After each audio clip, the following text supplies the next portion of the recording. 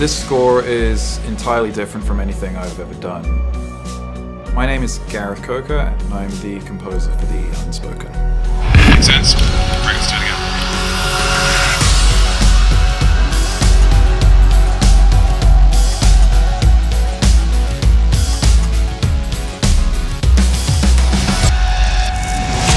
Hey Matt, I really like how you build the track with the hi-hats. It's really awesome. The Unspoken is a virtual reality game paired up with the new Oculus Touch controllers. Basically, it's a gritty, urban magic fight club. Insomniac Games wanted a blend of electronic music, rock music, and cinematic mysticism. Conceptually, for the first month, I would say all I was doing was trying out sounds, like just going through my computer and going through my synths, and like, nope, that sound sucks, that sound sucks. That sounds good, I might use that, save that. After 2 to 3 weeks of experimentation, you have your paint, and then you can start to like paint the picture. On a compositional level, this stuff isn't hugely complicated, but the palette and the textures and the layering, that's really what the vast majority of my process is before we come in and record.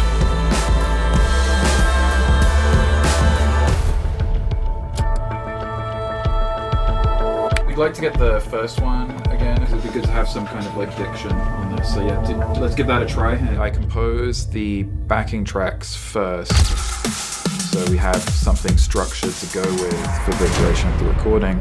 Then we go in and just add solo lines on top. The reason I did both acoustic and electronic is simply because I just wanted stuff to choose between.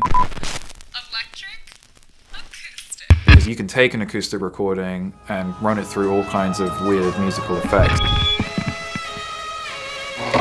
But sometimes it's good to have the electronic source there as well. So I kind of got the best of both worlds.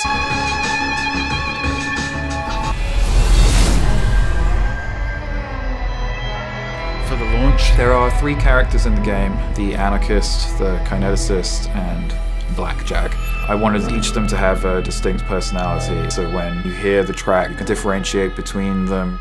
The anarchist is a bit more unpredictable, so I decided to get Tina Guo on electric cello. The character that my instrument represents is the magician that has a fire power. I tried to kind of emulate the sound of the hissing, crackling fire. I do a lot of experimentation with the electric cello and pedals and sound effects.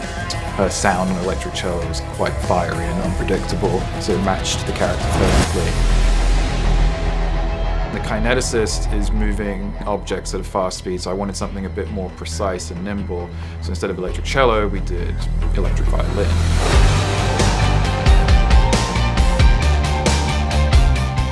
My instrument represents telekinesis. By the music that Gareth has composed, you can really feel the swirling of things by the different runs I'll do, or the different slides, and even just like with my bow going towards my bridge and going away from my bridge. We're manipulating the sound, which is like manipulating objects. You can visualize what's happening without even seeing the game.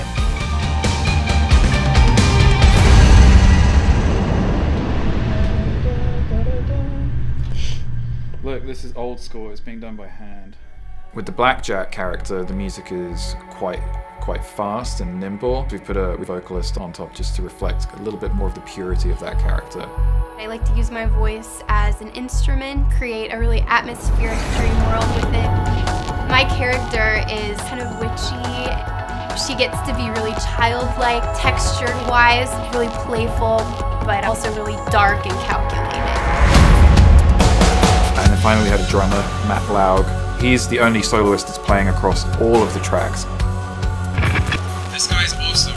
It's echoing around the booth. A lot of the music in this game is groove-based. Software instruments just don't sound as good as the human who's playing them. It's exciting to work on a score that allows me to use all of my drums.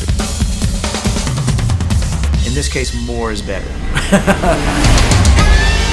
There's something dramatic and works within this music when you have more than 2 notes.